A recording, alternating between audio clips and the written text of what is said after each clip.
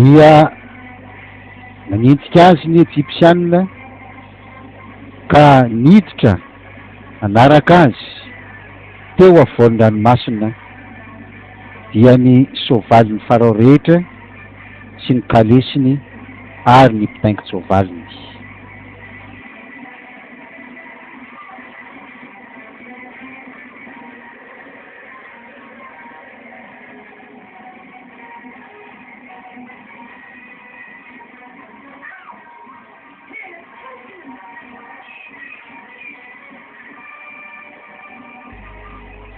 Ary tamin'ny fiambenana maraina dia nijery ny tombony Egyptianina tao amin'ny andriafo sy ny androraona Jehova ka nampifanariitaka ny tombony Egyptianina.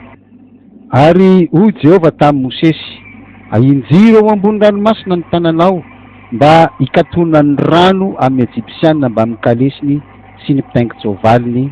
Dia nahindritry Mosesy teo ambony ranomasina ny tanany ka nikatona ho tahaka ny teo ny ranomasina.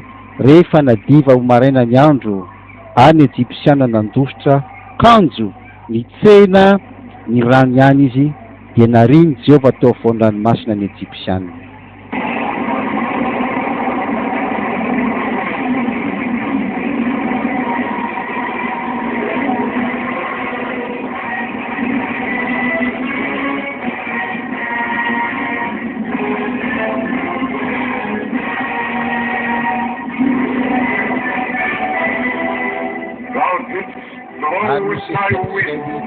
Mira tirana ho an'i Jehova tanana hoe mira ho an'i Jehova avy indrindra soavaly mitaingina azy efa nariny